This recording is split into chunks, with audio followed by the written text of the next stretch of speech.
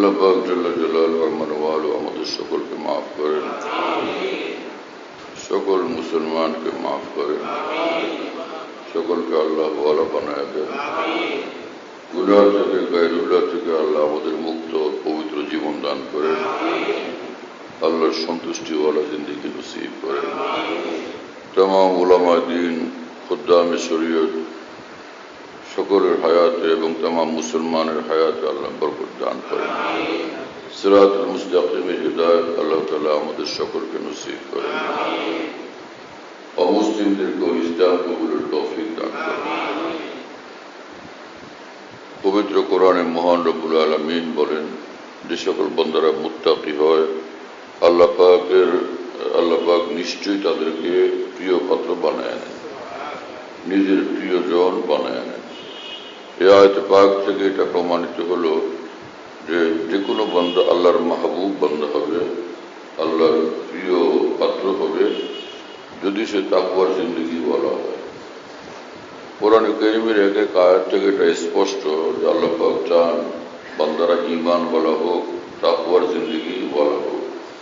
এই জন্য হযরত হাকিমুল উম্মত মাওলানা শাহ আশরাফ আলী থানভী রহমাতুল্লাহ বলতেন যে ঈমান তো আল্লাহ পাক দিয়ে দিয়েছেন, সেই সঙ্গে তাকওয়া যদি অর্জন করতে পারো তো তোমরা আল্লাহর ওলি হবে। এবং এই তাকওয়া হলো যে ফরজ ও ওয়াজিবাতকে আদায় করা আর সব গুনাহ থেকে বিরত থাকা। এটুকু হলে মানুষ মুত্তাকি হয়, আর যে মুত্তাকি হয় সে ওলি আল্লাহ হয়ে যায়। কারণ কোরআন শরীফে আল্লাহ পাক বলছেন আউলিয়ার পরিচয়, ওলির পরিচয় বলছেন আল্লাযীনা আমানু ওয়া কানু ইয়াত্তাকুন, যাদের ঈমান আছে সেই সঙ্গে তাকওয়ার জিন্দেগি নিয়ে চলে তো তারা হচ্ছে আল্লাহর ওলি। এই জন্য হাকিমুল ইসলাম হযরত আল্লামা কারি তাইয়িব সাহেব রহমতুল্লাহ আলাইহি তিনি বলছিলেন যে মুসলমান ভাইয়েরা, আপনারা যদি এতটুকু করেন যে ফরজ ওয়াজিবগুলো আদায় করেন আর গুনাহ থেকে বিরত থাকেন, তাহলে আপনারা এক একজন এই জমানার বায়জিদ বুস্তামি, এই জমানার জুনায়েদে বাগদাদ, মানে বর্তমান যুগটা এমন যে অন্তত ফরজ ওয়াজিবগুলো আদায় করা আর গুনাহ থেকে বাঁচা এটাই মুসলমানদের জন্য এখন কষ্টসাধ্য বিষয় হয়ে গেছে। এইটুকুই হয়ে ওঠে না। যদি এইটুকু হয় তো আর এইটুকু নিয়ে চলে তাহলে সেই মুসলমান মুত্তাকি এবং আল্লাহ পাকের ওলি তো বটে, কিন্তু এই ফরজের উপরে ওয়াজিবের উপরে টিকে থাকা আর গুনাহ থেকে বাঁচার পথে টিকে থাকা, যেটাকে ইস্তেকামত বলে, এটা একটা যুদ্ধ করার মতো অবস্থা, যুদ্ধ করার মতো অবস্থা। এই জন্য যখন এইটুকু কষ্ট করবে এর দ্বারা তার এত বড় উন্নতি হবে যে বড় মাপের ওলিও হয়ে যাবে। হাকিমুল ইসলাম কারি তাইয়িব সাহেব রহমাতুল্লাহর এই কথাটা এটা স্পষ্ট হয় হাকিমুল উম্মত মাওলানা আশরাফ আলী থানভী রহমাতুল্লাহর একটা মালফুজের দ্বারা।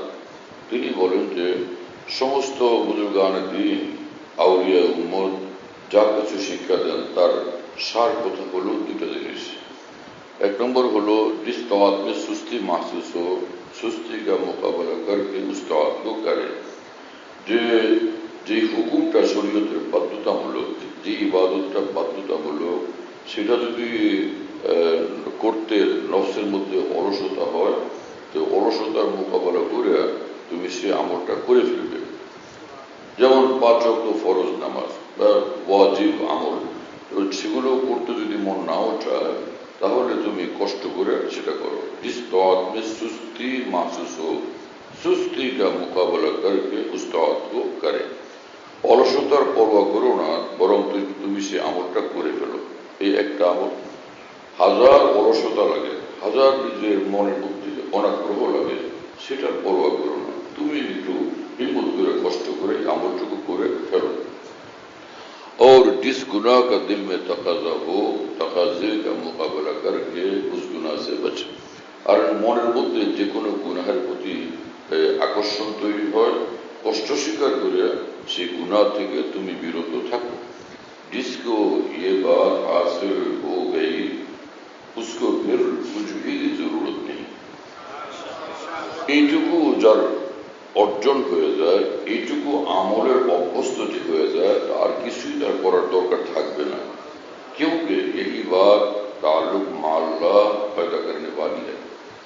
এইটুকু আমলই তাকে আল্লাহর ওলি বানায় দিবে। और यही उसकी मुहाफिज है। আর এই আমলটুকুই তাকে আল্লাহর ওলির পোস্টে পদে বহাল রাখবে, এই পদকে হেফাজত করবে। और यही उसको आगे बढ़ाने वाली है। এইটুকু আমলই তাকে আরো ঊর্ধ্ব থেকে ঊর্ধ্বে উড়ায় নিতে থাকবে, আগে বাড়াতে থাকবে, অগ্রগামী করতে থাকবে। বোঝা গেল এইটুকু আমলের দ্বারা সে আল্লাহর ওলিও হবে, আল্লাহর ওলি হিসাবে সে তার পদ বহাল থাকবে। এইটুকু আমল অব্যাহত থাকলে তার মর্তবা বেলায়েতের পথে বর্ধিত হইতে থাকবে, সে বড় চেয়ে বড় মাপের ওলি আল্লাহর মর্তবা সে পাইতে থাকবে। কত বড় গুরুত্বপূর্ণ কথা।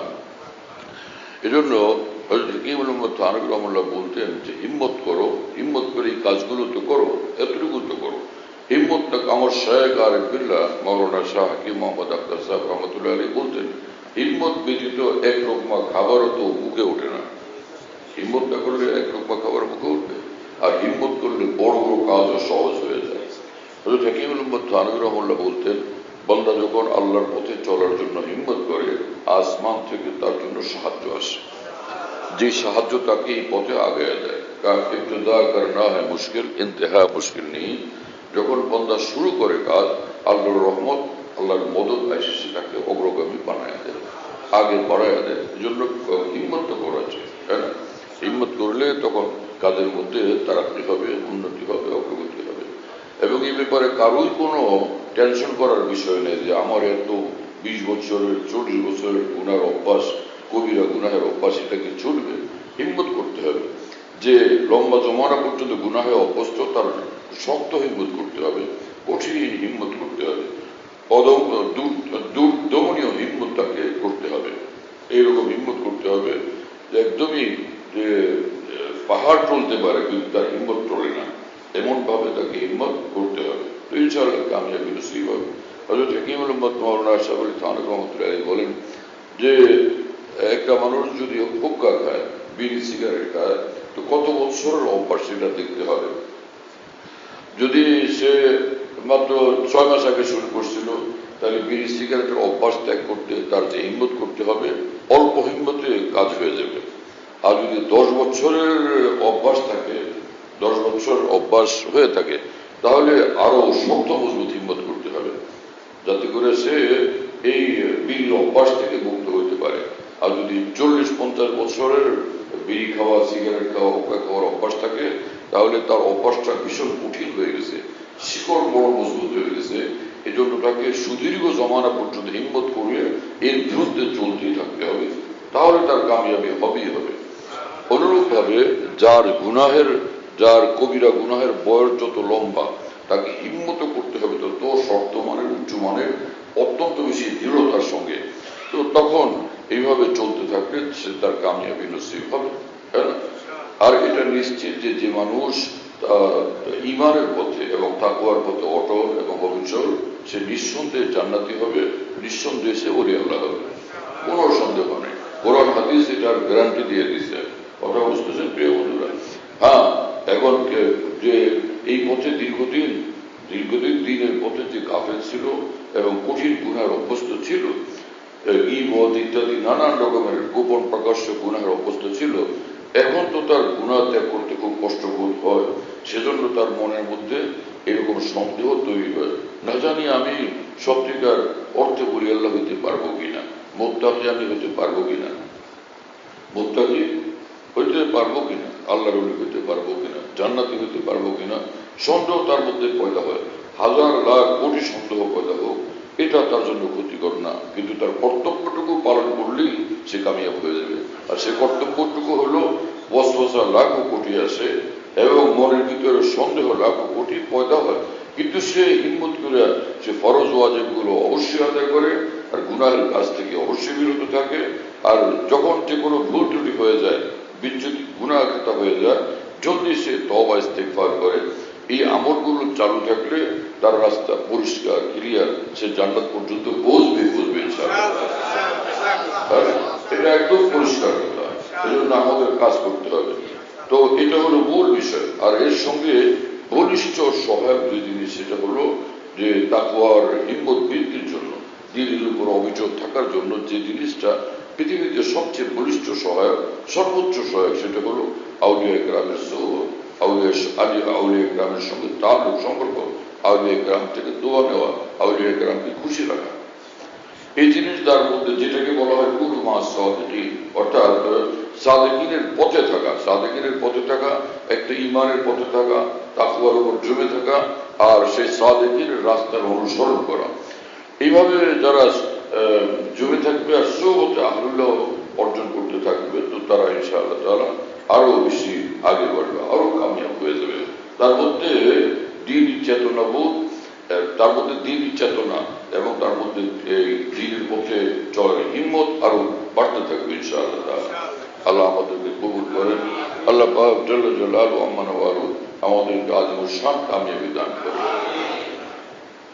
এই বিষয়টাকে হাকিমুল উম্মতুল খলিফা হাজা আজুল হাসান মুরজুব রহমতুল্লাহ আলাইহি এত সহজে বলছেন সংক্ষিপ্তভাবে যে তবিয়ত কা রো, তবিয়ত কি রো, तबीयत की रो जोर पर है तो रुक नहीं तो ये सर से गुजर जाएगी। মন যদি কোনো গুনাহের প্রতি ধাবিত হয়, শক্তভাবে ব্রেক লাগাও এবং তুমি থামো, রুক, একদম থামো। नहीं तो ये सर से गुजर जाएगी, যার অর্থ হলো না হলে তুমি ডুবে শেষ হয়ে যাবে, তোমাকে ডুবায় মারবে, একদম ধ্বংস করে দিবে। তো নফসের উপরে কখনো কোনো ভরসা রাখার কোনো অবকাশ নাই, চাই সে গাউস হোক, আকদার হোক, মুজাদ্দিদ আজম হোক। নফসের ব্যাপারে ভরসা রাখার, নফসকে বিশ্বাস করার কোনো সুযোগ নেই। নফস যদি এরকম মনে হয় যে একদম পৃথিবীর সেরা শ্রেষ্ঠ ফেরেশতা হয়ে গেছে, তবুও ওকে বিশ্বাস করা যাবে না। যে কোনো সময় নফসের কামি হলো ওকে বিপদে ফেলে দেওয়া, অ্যাক্সিডেন্ট ঘটায় দেওয়া, যে ফারিস্তা বিয়ে হো যায় তো উসসে বদগুমা রহনা। হাজা আজুল হাসান মুরজুব রহমতুল্লাহ আলাইহি বলেন, নফস যদি ফেরেশতাও হয়ে যায় ওকে কিন্তু বিশ্বাস করবে না। भरोसा कुछ नहीं नफ्स अम्मारा का जाहिर, ফারিস্তা বিয়ে হো যায় তো উসসে বদগুমা রহনা। কথা বুঝছেন প্রিয় বন্ধুরা? তা আমাদের সবচেয়ে বড় দুশমন হলো নফস এবং শয়তান। এই দুজনের ব্যাপারে আমাদের সাবধান থাকতে হবে। দুজনের ব্যাপারে সাবধান কেমনে? লাঠি সোটা অস্ত্র শস্ত্র নিয়ে তৈরি হওয়া না। যেখানে দেখা যাবে শরীয়ত বিরোধী কর্মকাণ্ডের প্রতি মন ধাবিত হচ্ছে, মন ছুটতেছে, তখনই বুঝতে হবে এই নফস এবং শয়তানের এটা প্ররোচনা আমাকে ধ্বংস করার জন্য। তো শরীয়ত বিরোধী কর্মকাণ্ডের প্রতি মনের এরকম ধাবিত হওয়া, এটা আলামত যে এটা নফস অথবা শয়তানের দোগা, নফস এবং শয়তানের ষড়যন্ত্র। এটার থেকে বাঁচার একটাই পদ্ধতি, হিম্মত করে শরীয়তের উপর অটল থাকা, আল্লাহর হুকুমের উপর অটল থাকা। এই হলো নফসের বিরুদ্ধে মুজাহাদা এবং মোকাবেলা করার তরিকা। আর এই পথে হিম্মত এবং সাহস শক্তি অর্জনের জন্য মুত্তাকিন, কামিলিন, আউলিয়াউল্লাহর সোহবতে উঠা বসা করতে থাকে। আল্লাহ তাআলা কবুল করেন এবং তৌফিক দান করেন। ওয়া আখিরু দাওয়ানা আলহামদুলিল্লাহি রাব্বিল আলামিন ওয়া সাল্লাল্লাহু আলা নবিয়্যিল কারীম।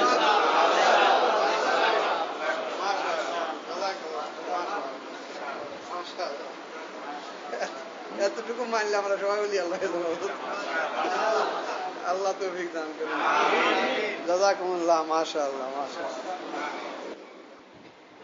মাগরিবের পর যে মামুলাত সেগুলো পুরো করি। যারা তসবিহ ফাতিমে পড়েন নাই সেটা পড়ে নেন, অন্যান্য মামুলাত পুরা করেন। বিসমিল্লাহ লা ইলাহা ইল্লাল্লাহু আলাইহি ওয়া সাল্লাম। السميع العليم من الشيطان الرجيم. الله الله الله الصمد.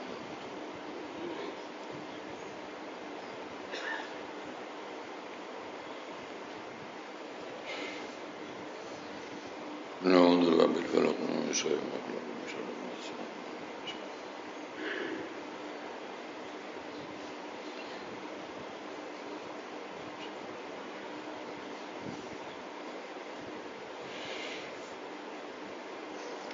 نعوذ بالله من الناس ملك الناس إله الناس من شر الناس.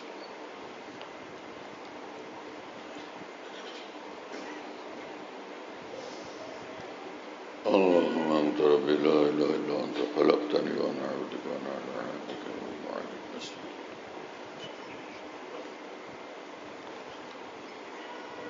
فاغفر لي فإنك لا يغفر الذنوب إلا أنت. اللهم أنت ربي لا إله إلا أنت المشركين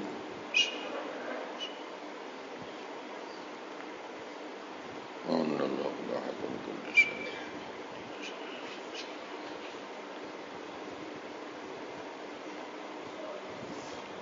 بسم الله الذي لا يضر مع اسمه شيء في الأرض ولا في السماء وهو السميع العليم. بسم الله